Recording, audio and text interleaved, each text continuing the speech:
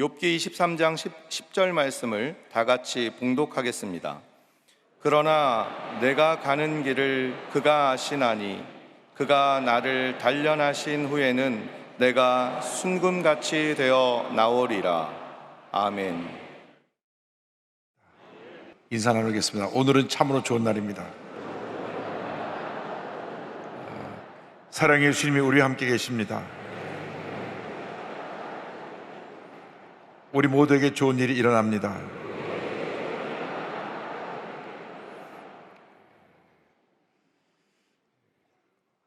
어저께 비가 와가지고 내일이 마라톤을 하는데 내일 비가 왔으면 마라톤 하는 사람들이 길을 안 막을 텐데 했다가 아니다, 그래도 주일날 성도님들이 불편하더라도 비 안 맞는 게 나니까 오늘 비 안 오는 게 낫다 생각을 했는데, 오늘 이렇게 교통이 불편한데도 잘 찾아오셔서 예배드리게 된 여러분께 감사드리고 축하드립니다. 할렐루야.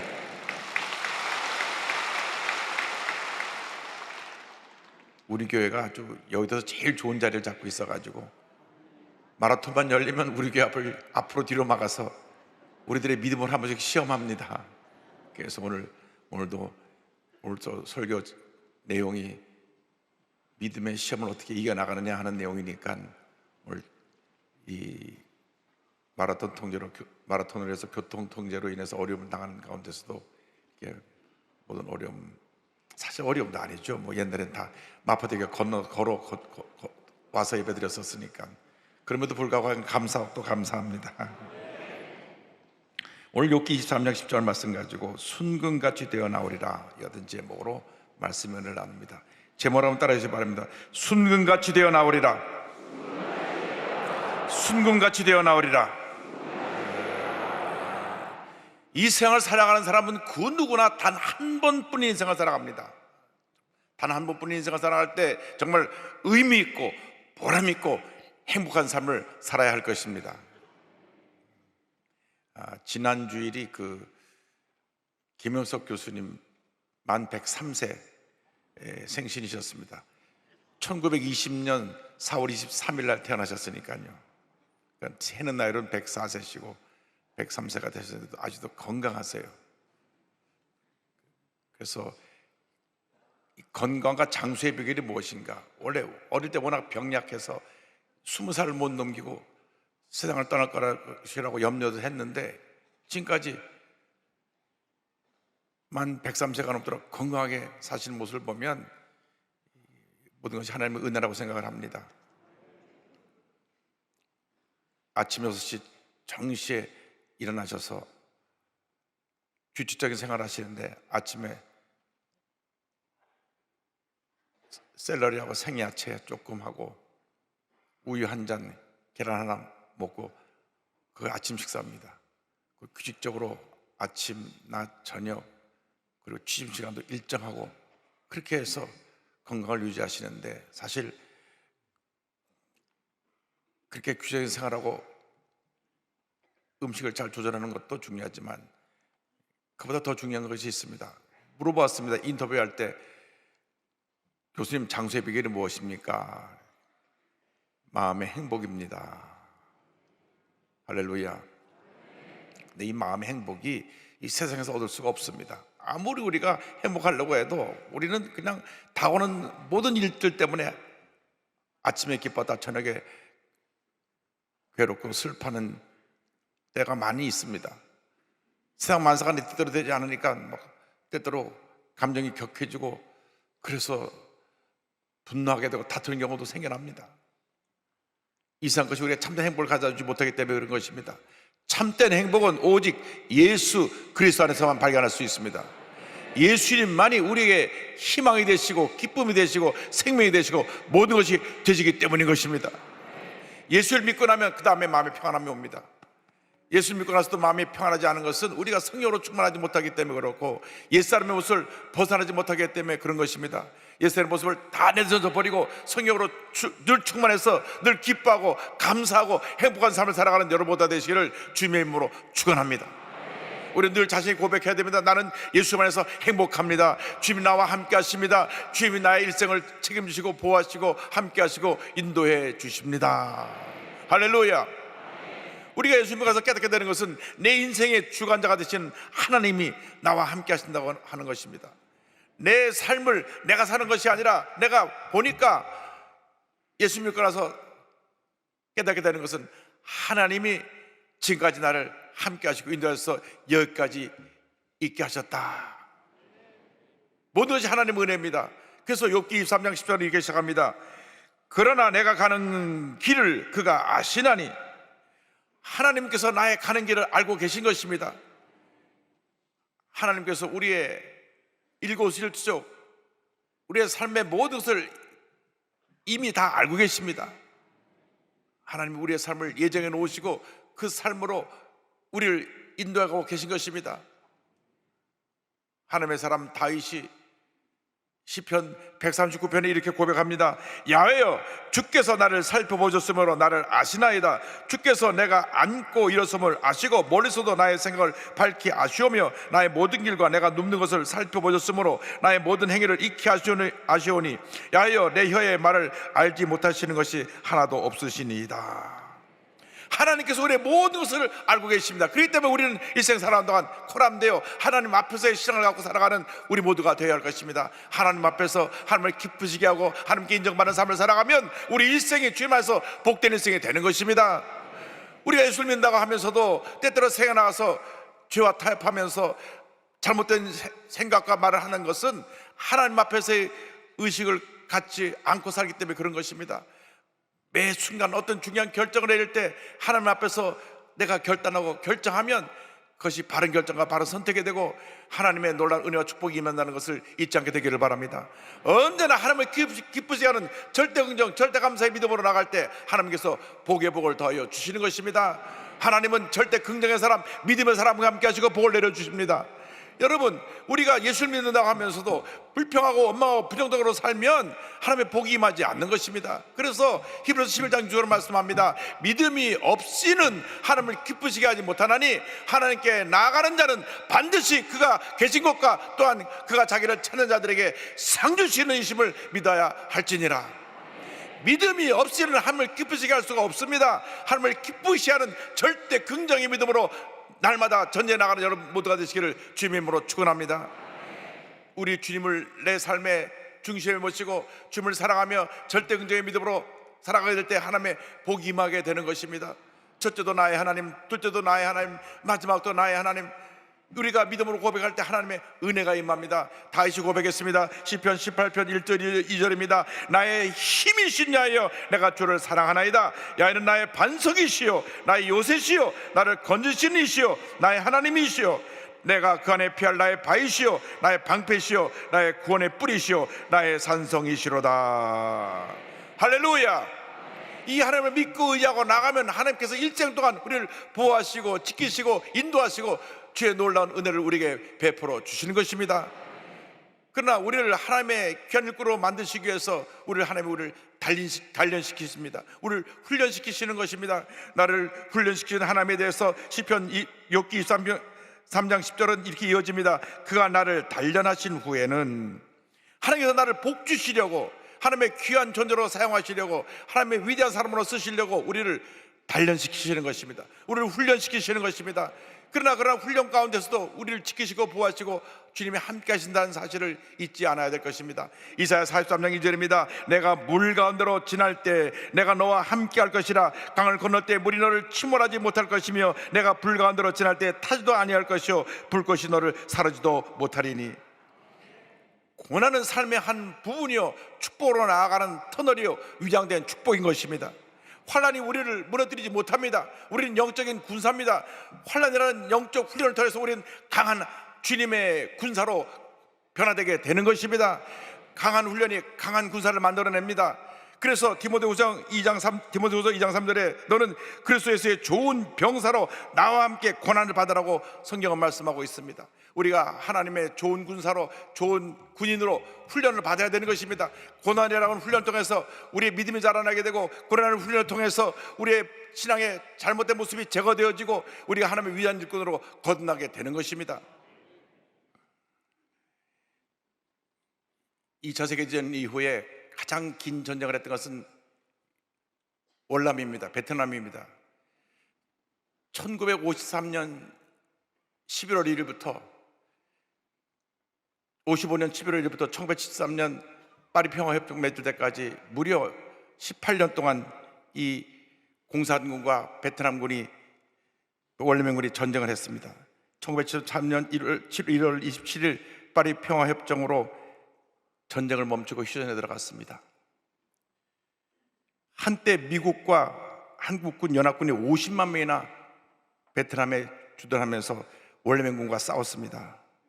얼마나 이 공산주의자들이 정말 지독하게 항전을 했는지 18년 동안 전쟁을 하고 끝이 나지 않아서 결국 1973년 1월 27일 날 휴전을 하고, 그로부터 2달 후에 미군이 베트남에서 완전히 철수하면서 미군이 갖고 있는 모든 최신식 전투기든 10억 달러 상당, 1조 2천억 상당의 각종 신무기를 물려주고 떠났습니다. 그 다음에 어떻게 되었습니까? 바로 2년 후에 1975년 1월 8일 월맹군의 전면적인 남침으로 석 달이 지나지 않아서 베트남이 공산화되고 말았습니다. 그 당시 월남 군인이 120만 명입니다. 당시 세계 군사력 3위입니다. 미국이 제일 많았고 그 다음에 중국이고 세 번째가 베트남이었는데 110만 대군을 가진 월남군이 4만 9천 명 월맹 공산군한테 무너졌습니다. 석 달 만에 완전히 참패했습니다. 저 군인들이 싸울 의지력이 없어가지고 총소리만 하면 다 도망갔습니다. 그리고 그 버리고 난 무기를 가지고 다시 월맹군이 추격해와서 석 달이 되지 않아서 완전히 월남이 공산화되어 버려 말았습니다. 그 73년부터 75년 동안 2년 동안 무슨 일이 있었습니까? 온 전국에 계속 시위가 일어났습니다. 또 데모하고 또 데모하고 또 데모하고 하루도 시위가 끝난 날이 없었습니다. 계속 이 공산주의자들이, 간첩들이 와서 선동해서 데모를 일으켜서 2년 내내 데모가 끝날 날이 없었습니다. 가짜뉴스가 온 나라를 뒤덮었습니다. 그러고 나서 월맹군이 휴전선 17도 선을 넘어 전면 공격하니까 그냥 석 달 내지 않아서 완전히 공산화되고 말았고, 배를 타고 보트필로 도망 바다로 자유를 찾아 피신 나왔던 사람 수십만 명이 죽고, 공산화가 난 다음 모든 교회가 파괴되고 많은 사람들이 희생되었습니다. 정신 차려야 됩니다. 우리 대한민국이 전 세계 유일한 분단국가인데 아직도 이 공산주의자들이 날뛰고 있고 주사파들이 날뛰고 있기 때문에 정신 차려야 되는 것입니다. 우리가 믿음으로 지켜내야 되는 것입니다. 공산주의를 이길 힘은 우리 기독교 신앙밖에 없습니다. 우리가 영적인 강한 군대로 이 나라를 지켜야 되는 것입니다. 더 이상 이 나라가 사분열되어서 싸우는 일이 없어야 될 것입니다. 주여, 우리 대한민국이 하나가 되게 하여 주시고 믿음을 지키게 하여 주옵시고 위대한 대한민국을 건설하게 하여 주시옵소서. 예수 그리스도의 십자가 복음으로 저 휴전선 무너뜨리고 남북이 통일되는 놀라운 역사를 이루게 하여 주시옵소서. 오직 그리스도의 복음만이 북한을 변화시킬 수 있습니다. 그 어떤 노력으로도 어떤 힘으로도 북한을 변화시키지 못합니다. 저들은 그냥 새빨간 주체사상파들, 공산주의자들입니다. 오직 그리스도의 복음만이 저들을 변화시킬 수 있게 될 것입니다. 우리 영적 군사로 재무장을 해서 우리가 이 모든 문제 어려움을 이겨내고 하나님 앞에 위대하게 쓰임받는 주님의 귀한 일꾼들이 되어야 할 것입니다. 주님께서 우리를 매우 존귀하게 여기십니다. 환난을 통해서 우리를 위대한 하나님의 사람으로 만들어 주십니다. 이사야 43장 4절입니다. 내가 내 눈에 보배롭고 존귀하며 내가 너를 사랑하였은즉 내가 내 대신 사람들을 내어주며 백성들이 내 생명을 대신하리니. 그렇습니다. 우리는 주 앞에 존귀한 자입니다. 하나님께서 우리를 존귀한 자로 만드시기 위해서 우리를 고난이라고 하는 그러한 훈련 과정을 통과시키시는 것입니다.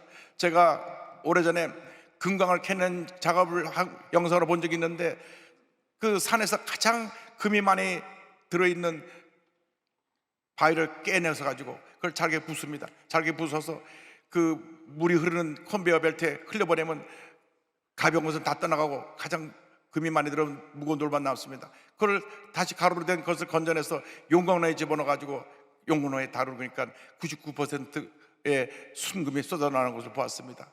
우리가 먼저 주 앞에 깨어져야 됩니다. 말씀의 방면으로 깨어져야 되는 것입니다. 말씀의 물로 씻어내야 되는 것입니다. 그리고 성령의 용광로에 우리를 집어넣어서 우리의 모든 죄악의 된 모습, 옛사람 모습을 다 태워버리고 우리의 신앙이 정같이 변화되어 나오는 역사가 나타나야 되는 것입니다.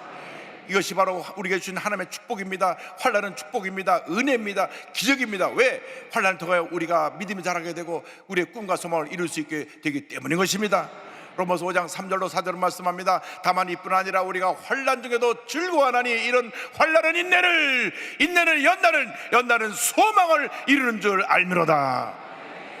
환난 중에도 즐거워하라고 말씀합니다. 어떻게 우리가 환난 중에 즐거워할 수 있습니까? 내가 몸이 아픈데, 내가 어려움을 당했는데, 내가 억울한 일 당했는데, 내가 가정에 문제가 생기고 사업에 문제가 생겼는데 어떻게 즐거워합니까? 그래서 성경 말씀합니다. 환난 중에 즐거워하라. 환난 중에 즐거워하라. 환난을 통하여 우리가 주 앞에 참고 견디는 인내를 배우게 되고, 인내를 통하여 우리가 훈련되고 연단되어지면 꿈과 소망을 이루게 될 것이라고 성경은 말씀하고 있습니다. 환난은 인내는 연단은 소망을 이뤄내는 것입니다. 때때로 고난을 당하지만 우리는 우리를 사랑하시는 우리 주님의 은혜로 말미암아 넉넉히 이기는 주님의 귀한 일꾼이 되는 것입니다. 로마서 8장 37절은 말씀합니다. 그러나 이 모든 일에 우리를 사랑하시는 이로 말미암아 우리가 넉넉히 이기느니라. 환난 중에도 주님 함께 하시며 우리를 도와주시며 모든 어려움을 이기게 만들어 주시는 것입니다. 이사야 43장 10절 말씀 우리가 믿음으로 다 같이 고백합니다. 두려워하지 말라. 내가 너와 함께함이라. 놀라지 말라. 나는 내 하나님이 됨이라. 내가 너를 굳세게 하리라. 참으로 너를 도와주리라. 참으로 나의 의로운 오른손으로 너를 붙들리라. 할렐루야. 주님이 함께 하십니다. 주님께서 지금도 우리에게 말씀하십니다. 두려워하지 말라. 놀라지 말라. 염려하지 말라. 걱정하지 말라. 슬퍼하지 말라. 낙심하지 말라. 내가 너와 함께 할 것이라.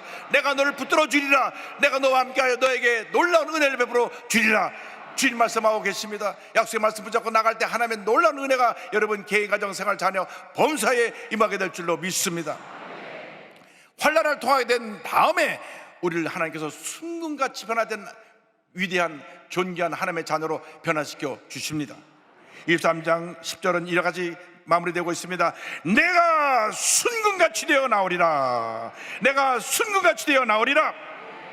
주님 모시기 우리는 매우 존귀한 존재입니다. 보통 사람이 아닙니다. 하나님의 자녀입니다. 예수의 피값으로 주고 사신 하나님의 존귀한 자녀입니다. 그래서 하나님 우리를 사랑하고 계시고 우리를 돌보고 계시고 우리 일생을 인도해 주시는 것입니다. 세상 사람이 나에게 뭐라고 하는 것이 중요한 것이 아닙니다. 주님이 나를 사랑하고 계시고 나를 함께 하시고 나를 돌보고 계시니 얼마나 감사한지 모든 것이 주님의 은혜인 것입니다. 엊그제 저희 교회 교인 가운데 어려움이 처음 있다고 그래서 가서 예배를 드렸는데 나이지리아에서 와서 이곳에 와서 일하러 와가지고 불법 체류자가 됐는데 2005년도에 왔으니까 지금 거의 18년째 와서 일하고 있는데 불법 체류자가 되고 근데 열심히 예수 믿고 기도하면서 이 나이지리아 분이 구역장이 되어서 많은 분들 다문화 가족을 주님께 인도하는데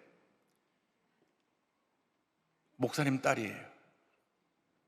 그래서 이제 가서 기도하니까 그렇게 울면서 본국으로 돌아가고 싶은데 한국에 와서 믿음 좋은 나이지리아 분을 만나서 결혼을 했는데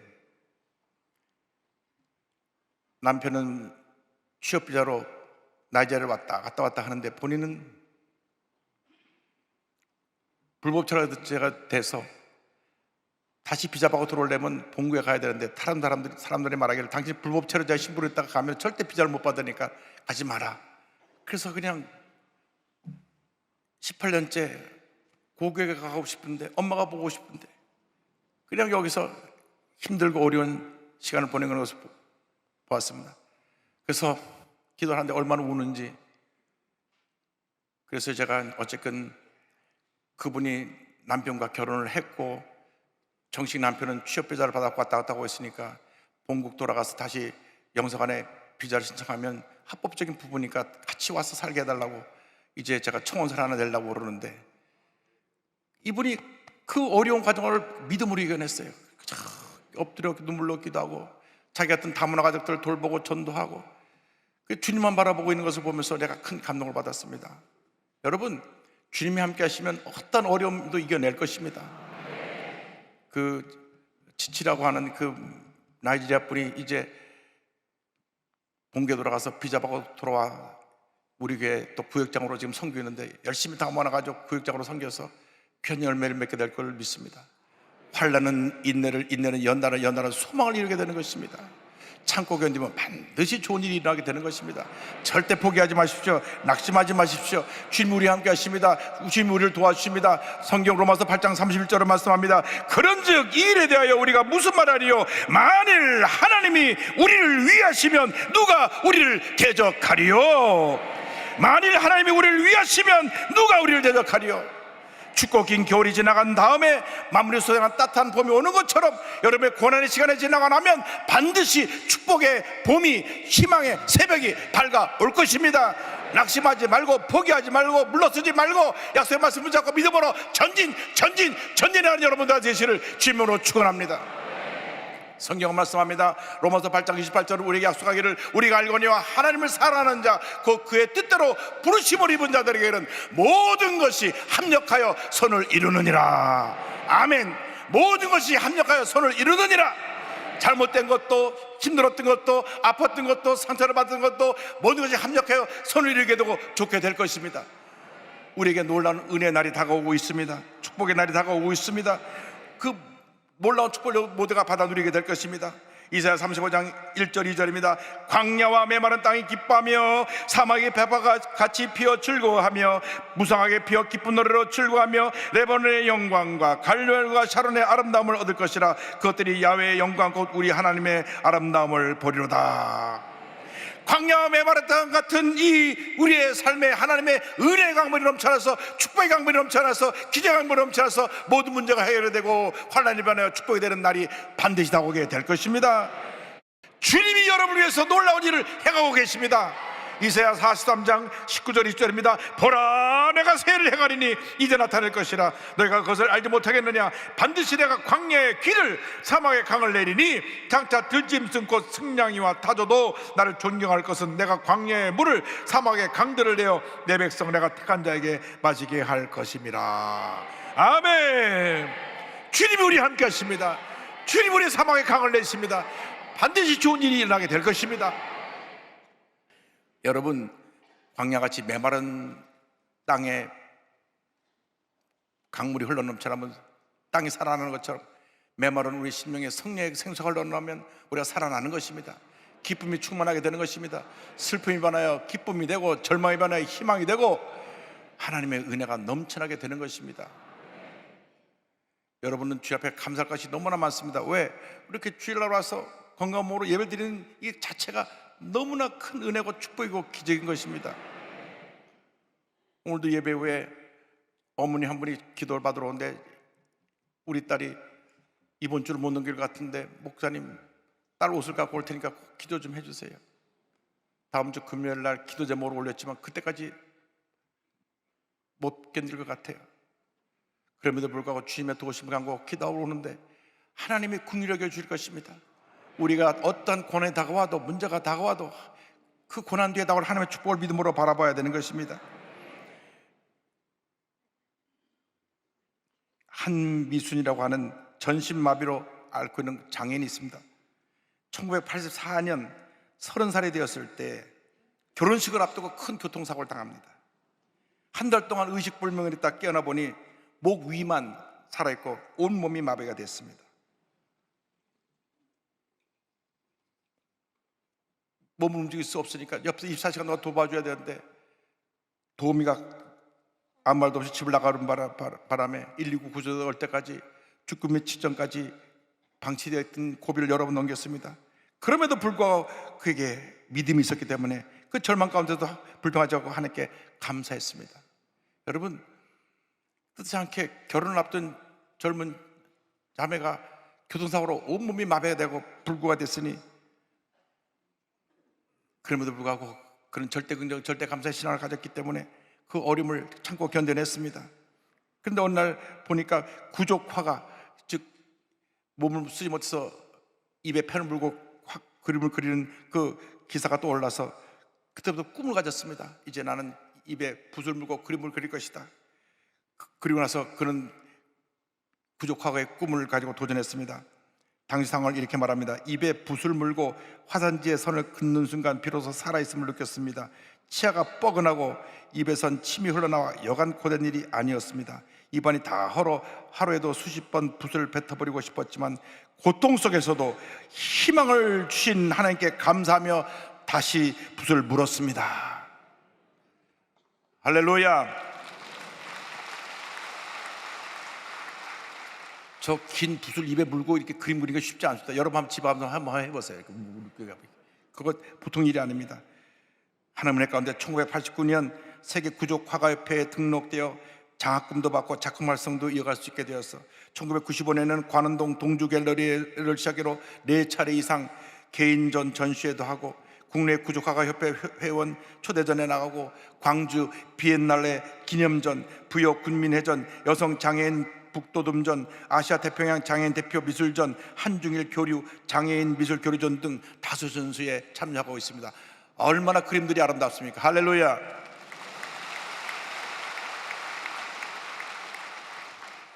저는 일반 붓을 갖고도 저렇게 큰 그림 못 그리는데 입 갖고 저렇게 큰 그리니까 대단합니다. 그녀는 이렇게 고백했습니다. 뜻밖의 찾아온 고난으로 왜 하필 나에게 이런 일이 벌어졌을까 절망하며 수없이 삶을 포기하고 싶었습니다. 그럼에도 불구하고 살아있음에 감사했습니다. 뒤를 돌아보니 피를 채우시는 하나님의 손길이 언제나 함께 했다는 것을 깨달았습니다. 이제는 혼자 있어도 혼자가 아닙니다. 생명을 주신 하나님을 찬양하며 감사와 영광을 돌립니다. 할렐루야. 생명을 주신 하나님께 감사 영광을 돌리는 여러분 모두가 되기를 바랍니다. 절대 긍정, 절대 감사로 모든 어려움을 이겨나는 주님의 귀한 일꾼들이 되시길 바랍니다. 여러분 보통 사람이 아닙니다. 하나님 여러분을 너무나 사랑하고 계십니다. 하나님이 사랑하는 매우 귀한 존재입니다. 그러므로 환난을 두려워하지 마십시오. 고난을 두려워하지 마십시오. 환난이 반하여 축복이 될 것입니다. 환난은 인내는 연단은 소망을 이룬다는 사실을 알고 여러분 앞에 어떠한 문제와 어떤 어려움이 펼쳐져 있다고 할지라도 믿음으로 참고 견디어 이겨내며 위대한 하나님의 사람으로 쓰임하는 여러분 모두가 되시기를 주님의 이름으로 축원합니다. 축원합니다. 언제나 주님만 바라보면 믿음으로 전진할 때 하나님의 놀라운 은혜와 축복이 임하게 될 것입니다. 여러분 믿음은 주님을 의지하는 것입니다. 주님만 바라보는 것입니다. 아무리 힘들고라도 주님만 바라보고 나가면 놀라운 축복이 우리에게 임하게 될 것입니다.